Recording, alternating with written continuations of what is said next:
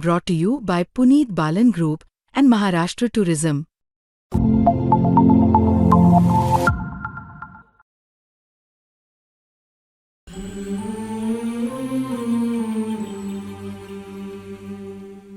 फक्त आई टकली होऊ नये म्हणून आम्ही घरात नळ घेतलाय. आणि मोठी बहीण म्हणजे ना, मोठी बहीण कसं आहे ना, मोठी बहिणीचं सरळ वर्णन करायचं झालं तर मोठी बहीण म्हणजे तुमच्या अपमानाचा पॉवर बँक आहे. ईशान अवस्थी, सेम ईशान अवस्थी सरकारी शाळेत इमॅजिन करा. आणि आजीचं पत्र हरवलं ते मला सापडलं. गावात एवढी कुणाची आजी शिकलेली होती जिनं पत्र लिहिलंय. हॅलो हॅलो नाही आहेत माझ्याकडे 10 मिनिट आहेत, 10.5 मिनिट आहेत अजून. बघितलंय मी. तसं मला कुठं जाईल तिथं थोडंसं कमीच टाइम मिळतं, त्यामुळे मला सवय पडली ती की कमी टाइम मध्ये परफॉर्म करायची. मी बघितलं यार एंटरटेनमेंट नाही आहे. मी बघतोय यार इथं शहरामध्ये जसं आलो ना मी गावातून, मी बघतोय की इथं एंटरटेनमेंटची खूप कमी आहे. कारण शहरामध्ये ना तुम्ही खूप असं कंजेस्टेड जागेमध्ये राहता, छोट्या छोट्या फ्लॅटमध्ये राहता, नोकरी करता, तुमचं खूप व्यस्त शेड्यूल आहे ना. तुम्हाला एंटरटेनमेंट नाही आहे, तुम्हाला भांडणं बघायला नाही मिळत. खरं आहे की नाही, भांडणाशिवाय मजा नाही आहे लाईफमध्ये. जसं मी गावाकडचा आहे, मला गरज नाही आहे भांडणं बघायला बाहेर जायची, कारण आमच्या इकडे सरकारी नळ आहे. म्हणजे मी तुम्हाला खरं सांगतो, एवढी भांडण होत्यात. माझी आई न चुकता 2 घागरी पाण्यासाठी रोज मुठ्ठीभर केस घरी घेऊन येते. फक्त आई टकली होऊ नये म्हणून आम्ही घरात नळ घेतलाय.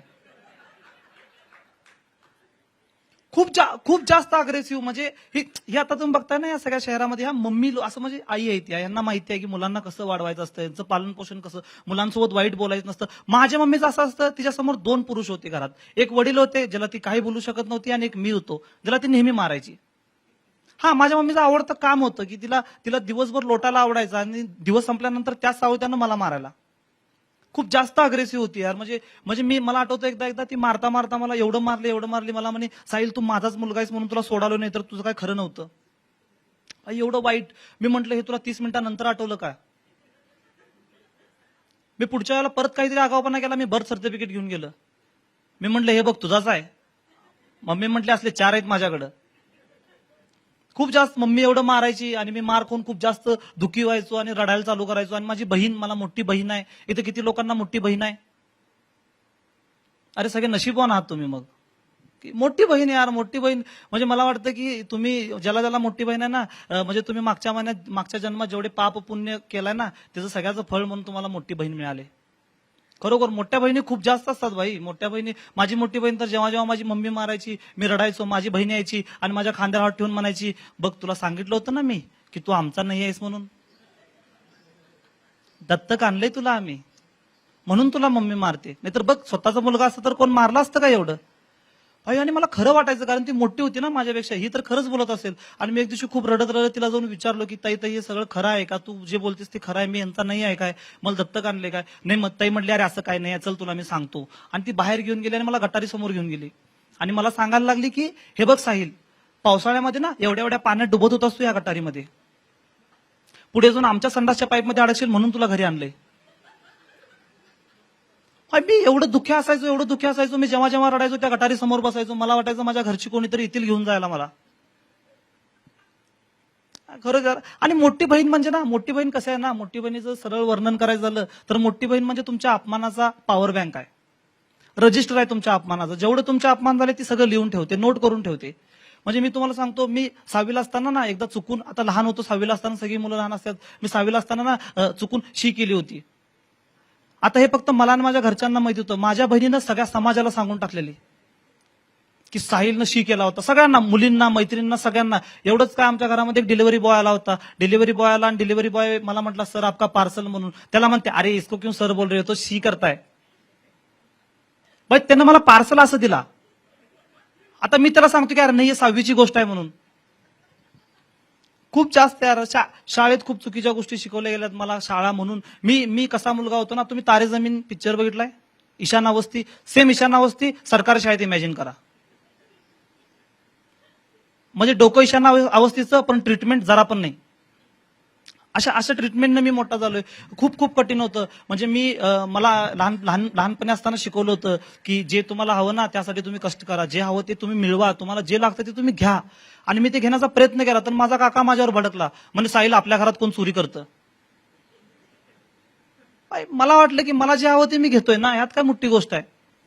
माझा काका मला म्हणतो की अरे चोरी करायचं नसतं, चुकीची असते, चोरी करायची चुकीची असते. मी म्हटलं तुम्ही नका सांगू, तुम्ही पोलीसमध्ये आहे, तुम्ही काय मला सांगताय? म्हणे काकाच्या घरात चोरी करणं चुकीचं असतं.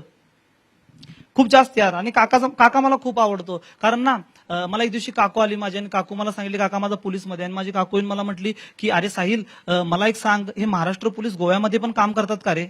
मी म्हटलं का? कारण काका तुझा काका महिन्यातून 4 वेळा गोव्याला जातो कामाचं नाव सांगून. मी म्हटलं काकू, मोठी गोष्ट ही नाही आहे की महाराष्ट्र पोलीस गोव्यामध्ये काम करतात का, मोठी गोष्ट ही आहे की काका ट्रॅफिक पोलीस आहेत. ह्या शहराच्या पलीकडे काकांचं काही काम नाही आहे.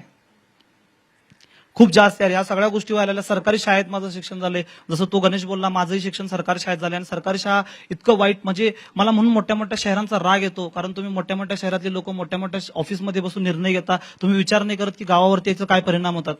असाच एक निर्णय घेतला होता मोठ्या शहराच्या लोकांनी की उद्यापासून प्लुटो ग्रह नाही आहे. मग त्या तुम्हाला प्लुटो ग्रह नाही आहे म्हणून निर्णय घेतला. आमच्या गावाकडे आम्हाला पुस्तकं येत नव्हती. आमचं असं होतं की पुढच्यांची पुस्तकं आम्ही मागची वापरायचो, मागच्यांची पुस्तकं त्याची मागची वापरायचो. इतकं वाईट परिस्थिती होती की 6वीच्या मुलांनी ना एकदा निर्णय घेतला की बाजूनं वारीची दिंडी चालली होती. 6वीच्या मुलांनी म्हटलं की आपण प्रसाद घ्यायचा, आणि त्या लोकांनी ग्रीक एम्पायर फाडलं. सगळ्या मुलांनी ग्रीक एम्पायर फाडलं. पुढे 2-3 वर्ष माहितीच नव्हतं की ग्रीक एम्पायर आहे म्हणून. 8वीला गेल्यानंतर पहिला प्रश्न आला की अलेक्झांडर का आला होता. मी विचारलं त्यांना की कोण अलेक्झांडर, आणि तुम्ही असं कसं कोणाबद्दल पण आम्हाला विचारू शकता.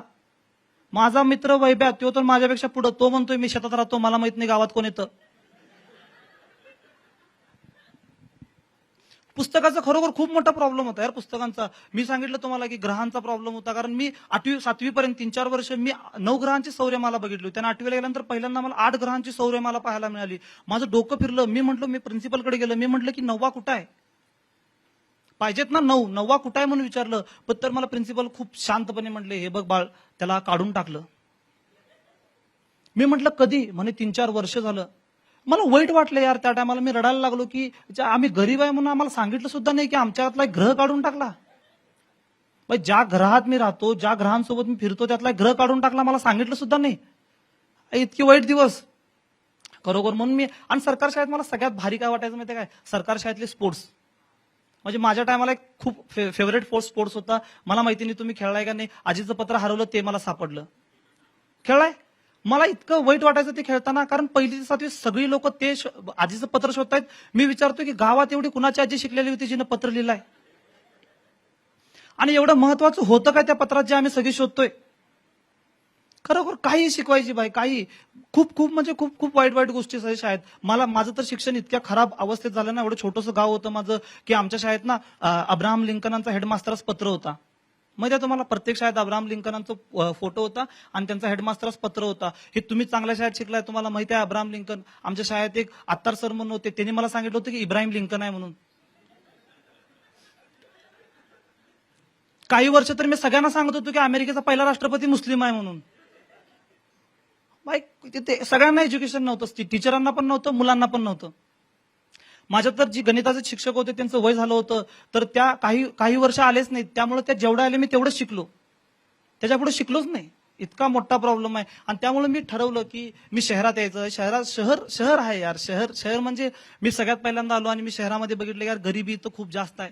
हे ना की सिग्नलवरती वगैरे गरीब लोक, गरीब मुलं काही ना काही मागत असतात. आणि मी विचार केला की मी जेव्हा नोकरी करेन आणि माझी सॅलरी येईन तेव्हा मी ह्या लोकांसाठी काहीतरी करेन.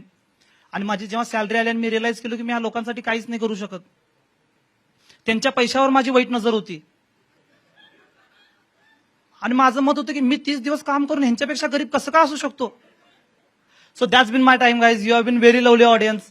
ठीक आहे, खूप मजा आली तुमच्या समोर परफॉर्म करून. आणि तुमच्या होस्टला बोलूया. आणि सगळ्यात प्रथम म्हणजे मी मुंबई तकचं खूप मनापासून धन्यवाद म्हणतो की त्यांनी आम्हाला ही संधी दिली, आणि सगळ्यांचे आभार मानतो. धन्यवाद.